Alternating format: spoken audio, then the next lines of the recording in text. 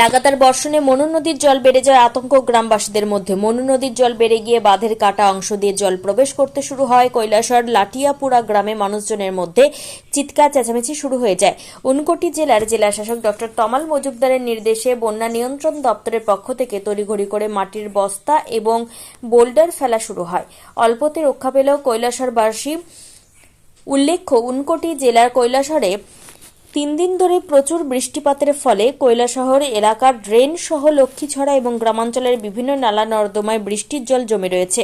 একই সাথে কৈলাসহরের মনু নদীর জলও বেড়েছে। অন্যদিকে কৈলাসহরের লাটিয়াপুরা গ্রাম পঞ্চায়েতে ভারত বাংলাদেশের আন্তর্জাতিক সীমান্তের কাঁটাতারের বেড়ার ভেতরে 0 পয়েন্টে মনু নদীর বাঁধ ভেঙে বিপজ্জনক হয়ে যায়, যার ফলে লাটিয়াপুরা গ্রামের ভারত বাংলাদেশের আন্তর্জাতিক সীমান্তের 0 পয়েন্ট এলাকায় জল জমে যায়।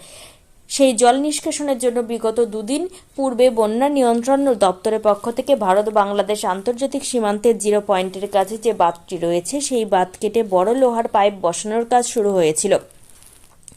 সকালে হঠাৎ করে মনু নদীর জল বেড়ে গিয়ে বাঁধের কাটা অংশ দিয়ে জল প্রবেশ করতে শুরু হওয়ায় গোটা লাটিয়াপুরা গ্রামে চিৎকার চেঁচামেচি শুরু হয়ে যায়।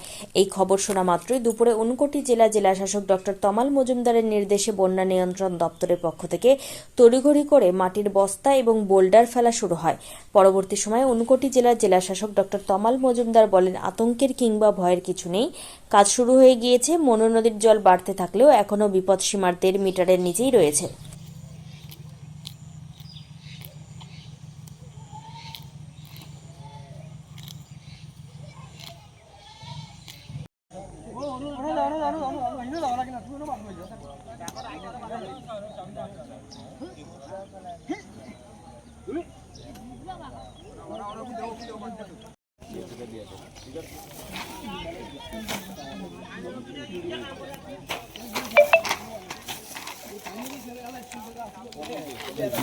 লাটিয়াপুরা এই বিওপি গেটের সামনে কিছুদিন আগে এখানে একটা এমআই এর মেশিন বসানো হয়েছিল।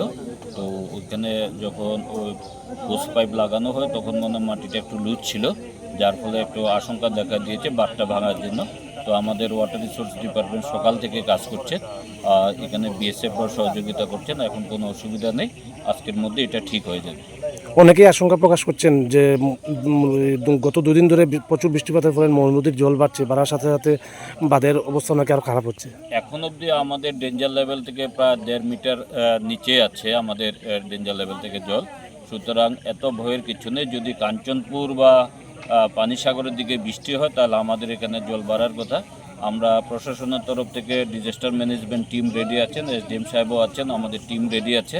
সুতরাং ভয়ের কিছু নেই। যদি ওদিকে কাঞ্চনপুরের দিকে আপহিলে যদি বেশি বৃষ্টি হয় তাহলে জল বাড়তেই পারে। আমরা প্রশাসনের তরফ থেকে সব ধরনের প্রস্তুতি নিয়েছি।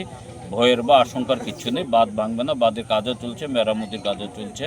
আমাদের ওয়াটার রিসোর্স, এসডিএম, আমরা সকলেই আছি, সাথে বিএসএফরাও আমাদের হেল্প করছেন। কোনো ভয়ের বা আশঙ্কার কিছু নেই।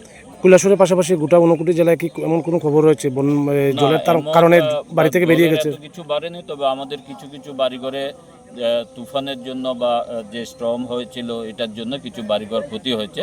তো আমাদের সাব ডিভিশনাল ম্যাজিস্ট্রেটরা ফিল্ডে ইনকোয়ারি করছেন, আমরা দেখছি কত ড্যামেজ হয়েছে। কিছু কিছু বাড়িঘর পার্শিয়ালি ড্যামেজ হয়েছে, কয়েকটা বাড়ি ফুললি ড্যামেজ হয়েছে। আমাদের টিম আছে, ফিল্ডে কাজ করছে। শেল্টার হাউস কি খোলা হয়েছে? না, এখনো কোনো শেল্টার হাউস খোলা হয়নি, কিছু করা হয়নি।